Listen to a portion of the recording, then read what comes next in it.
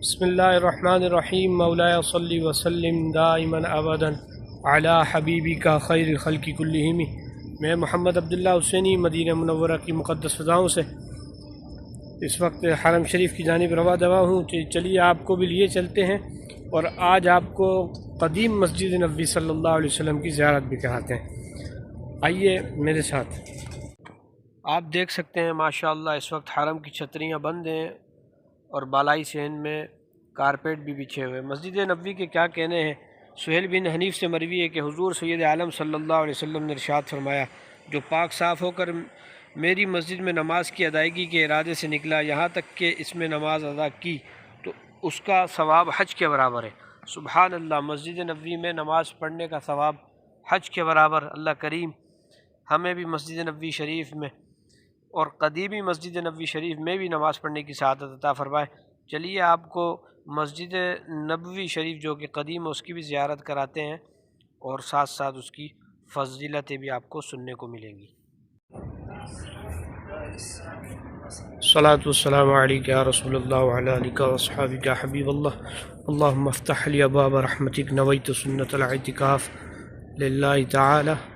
اس وقت میں نیو مسجد نبوی جدید توسیع کے اندر داخل ہو چکا ہوں اور اس مسجد نبوی شریف میں سے ہوتا ہوا جانب قدیم مسجد نبوی صلی اللہ علیہ وسلم جاؤں گا۔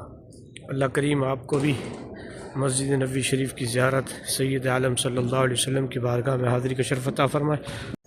جی الحمدللہ اس وقت میں قدیم مسجد نبوی شریف کے باہر آ چکا ہوں۔ جیسا کہ آپ دیکھ سکتے ہیں سامنے باب السلام بھی ہے اور یہ جو 3 گیٹ ہیں یہ باب صدیق اکبر اور یہ جو پیچھے گیٹ نظر آ رہا ہے آپ کو یہ باب رحمت۔ اس وقت کچھ کام چل رہا ہے صفائی ستھرائی کا، امید ہے کچھ دیر بعد قدیم مسجد نبوی شریف کھول دی جائے گی تو انشاءاللہ پھر آپ کو زیارت کرائیں گے۔ الحمدللہ ہم قدیمی مسجد نبوی شریف میں داخل ہو چکے ہیں اور مسجد نبوی شریف کی یہ زمین سیدنا صدیق اکبر رضی اللہ تعالیٰ عنہ نے 10,000 درہم کے عوض خریدی تھی، اور آپ کو سیدنا صدیق اکبر رضی اللہ تعالیٰ عنہ سے منسوب ایک خوکی کی بھی زیارت کراتے ہیں۔ حضور سید عالم صلی اللہ علیہ وسلم نے ارشاد فرمایا، مسجد نبوی شریف کے اندر کھلنے والے تمام دروازے بند کر دیے جائیں سوائے دروازہ صدیق اکبر کے۔ مسلم شریف کی روایت میں لفظ خوکہ وارد ہے۔ تو یہ جگہ، یہ مکان سیدنا صدیق اکبر رضی اللہ تعالیٰ عنہ کے گھر کی ہے۔ آپ دیکھ سکتے ہیں سامنے پلر پر حد مسجد نبوی علیہ السلام قدیمی اس کی نشاندہی کی گئی ہے۔ مسجد نبوی شریف میں ماشاءاللہ اس ٹائم حجاج کثیر تعداد میں موجود ہیں۔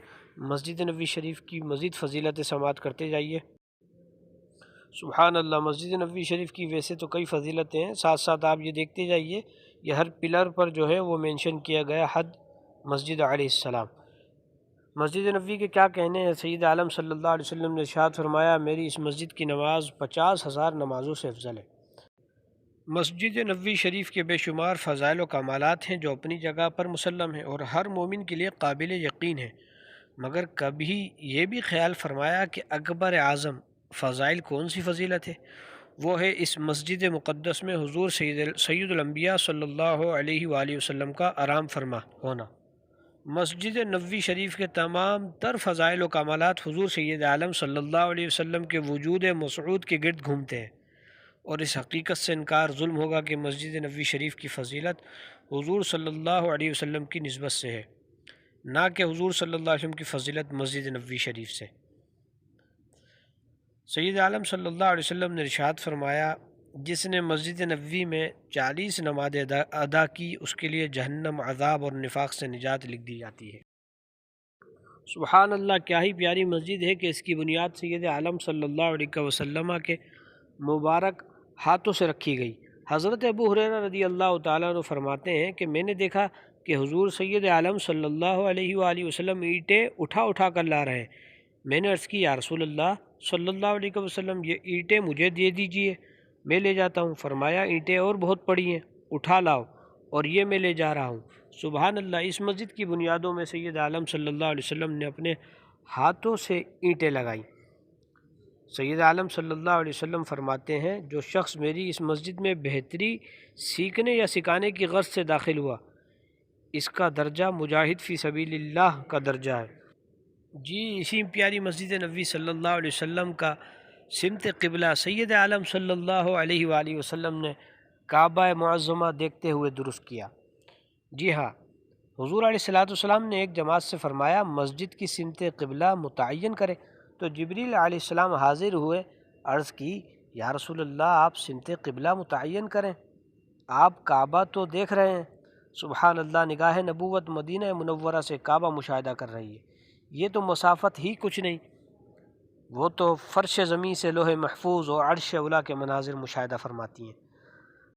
حضرت جابر رضی اللہ تعالیٰ عنہ سے روایت ہے کہ سید عالم صلی اللہ علیہ وسلم نے ارشاد فرمایا بہترین سفر میری اس مسجد اور بیت اللہ شریف کا ہے۔